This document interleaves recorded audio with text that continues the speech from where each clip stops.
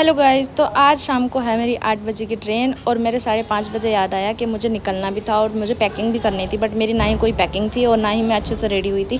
तो भाई फटाफट मैं जल्दी रेडी हुई, अपना बैग पैक किया और मैं निकल गई थी मम्मी को लेकर रेलवे स्टेशन के लिए।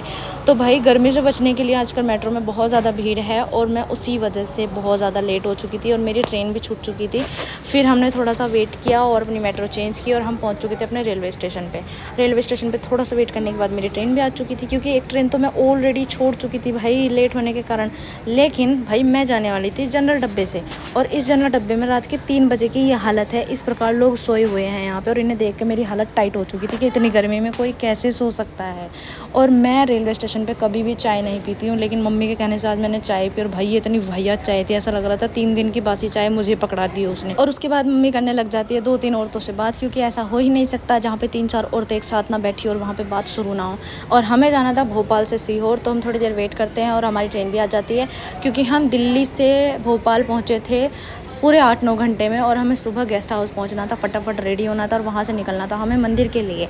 तो भाई फटाफट मैं नहा धो के रेडी हो जाती हूँ, उसके बाद मम्मी रेडी हो जाती है और मैं गर्मी से बचने के लिए अपने बालों को टाइट से कस देती हूँ, क्योंकि मुझे ऐसा लग रहा था कि भाई जिस हिसाब से गर्मी है ना, उस हिसाब से बाल तो सर से उतरेंगे प्लस शरीर की खाल भी उतर जाएगी।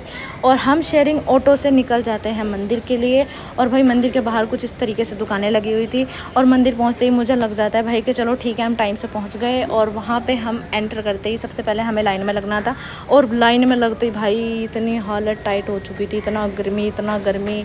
सच बताऊं भाई, गर्मी में कहीं मत जाओ, अपने घर रहो बस। और इस चिलमिलाती हुई धूप में और इस गर्मी में जो मेरे चुल थी ना घूमने की, भाई वो भी ख़त्म हो चुकी थी प्रॉपर तरीके से। और यहाँ पे दर्शन करने के बाद हमें जाना था उज्जैन महाकाल के दर्शन करने के लिए और हमारी शाम को ट्रेन भी थी।